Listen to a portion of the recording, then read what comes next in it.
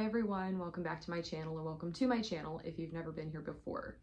Today I'm going to be talking about ways that I personally get myself out of feeling like a funk, but also just like make myself feel better.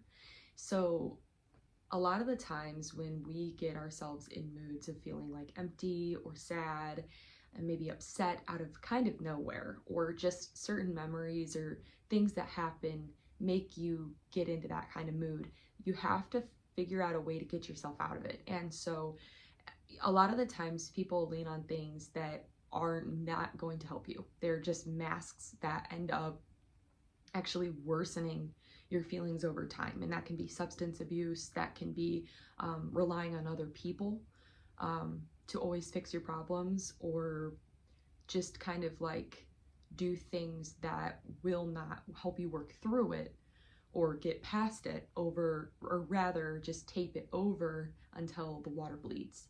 It's like a pool and you put like masking tape over it. It's gonna leak if there's a leak, and instead you're looking for like a way to make it actually patch itself. Basically, this is just a list of things that I personally do that help me, and I'm hoping the video will help you. And I would like to ask that if you have any others that work for you that I don't list, comment them down below. I did say that, an unhealthy way is to rely on other people, but that does not mean that you cannot vent to them. But if you're looking for people to solve your problems, you're looking in the wrong place. You are the only one that can really fix your own mood. And so, people can come and go, people can pass away or just be working or unavailable, and you need to figure out a way to, in other ways, make things better for yourself without it harming you. So that is what the video is really for. But one of the things I did write down is to call a friend. And that's just kind of like if all else fails and you cannot get yourself out of it, if you have someone that you can reach out to, it's not a bad thing to do it. Just know that's not the solution all the time. So these are things I personally do. You can either take them and try them or disregard them if they don't work for you or whatever. But the first thing I usually will do is I have an awning outside of my house with a hammock that my mom got me. And there's this little bird's nest in the corner of the inside of the awning. And it has baby birds in it. My daughter and I both, but I really do, when I'm with her, when I'm not with her, I'll lay on the hammock and just bird watch. I think that it's peaceful. You aren't thinking about everyday things, you're thinking about what they're doing and why they're doing it, and it just kind of gets you out of your mental state into something else. And by doing that, you are relaxing, almost meditating, and you're thinking about something else. So you're occupying your mind in a completely healthy way.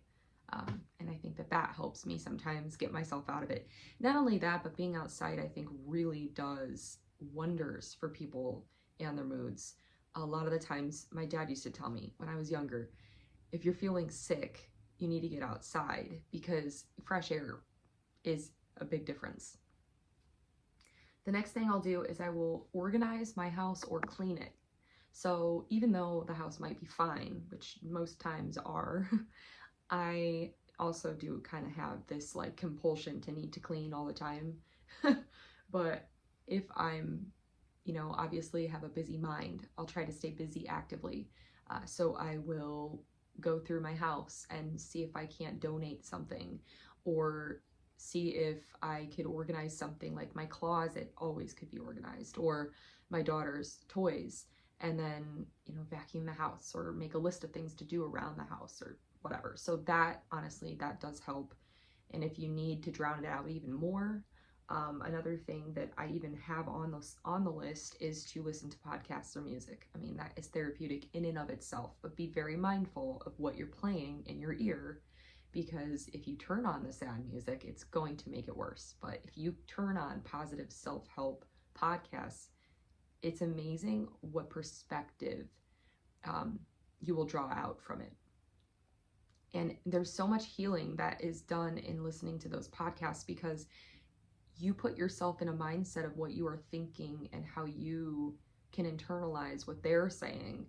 and it helps you reflect in a way that will heal yourself. It's amazing. You should try it. So the next thing that I personally do, I mean, you're watching this video right now, it's because I like to create social media content, and I have done that since it's like 2009. Ever since like MySpace days, YouTube first came out, I've always loved being on social media and just creating content to help other people, or to, you know, showcase companies' clothes or items that they have sent me.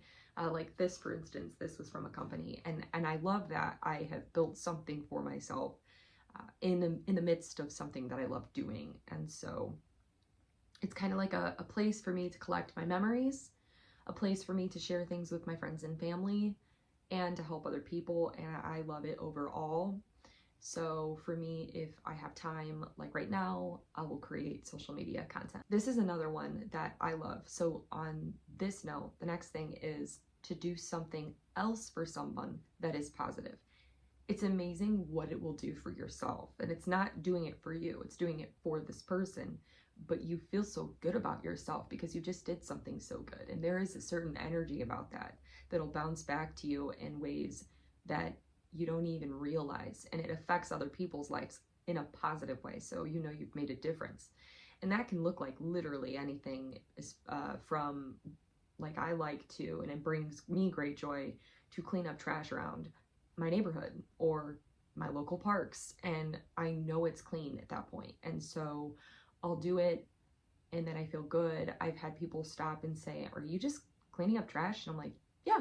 And they're like, "Thank you for doing that," because it may not be your trash, but it is your earth. And I feel like you are contributing to society from doing that. So you could do that totally free. You're getting outside, you're doing something good. Always wear gloves when you're doing that because you never know. But another thing, you could obviously monetarily help people. So you could pay for somebody's meal at a restaurant or in the drive-thru. You could go get yourself or get someone a gift of any kind and drop it off, or mail a card to someone. Doing an act for someone else will boost your mood, I can guarantee it, and it will also make someone else feel good. So that's another great idea. Another thing I like to do is make food or bake goodies. So if I have the time, I'll go to the store, I will try either a new recipe, or I will use something that I have at my house, and I will try to make cookies from scratch or do something that will be yummy. Maybe I could share it with people, or I can just have leftovers. So another one that seems obvious, but I have to mention it, and that is working out, is a mix of things I've said. It's healthy for you and your endorphins, and it also, if you do it outside, it gets you outside.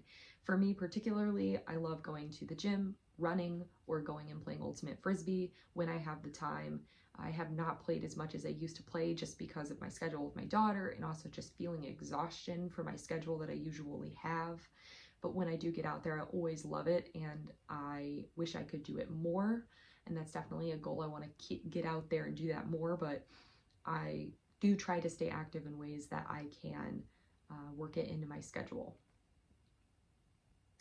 If I'm really struggling, and I know that I'm really struggling, I'll take a day off or use PTO, or if it's a weekend, I will not plan something, because it's important to listen to yourself, to your body, to your mind.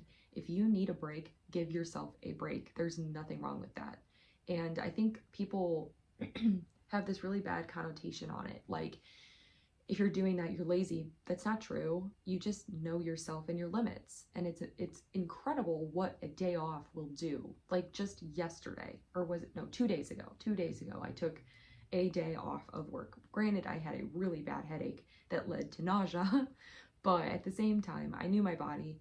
I knew I needed a day, and I took it, and I honestly relaxed most of that day. And so I didn't think it was a waste, because it was a day that I knew I needed. Something that I will do is plan a trip somewhere, whether it's an expensive or inexpensive trip, and I'll do that so that I have something to look forward to. So sometimes it could be like a hike trip somewhere nearby. Other times it could be like a trip with friends that you're gonna road trip to or fly to, whatever you need to do, within budget and within others as well.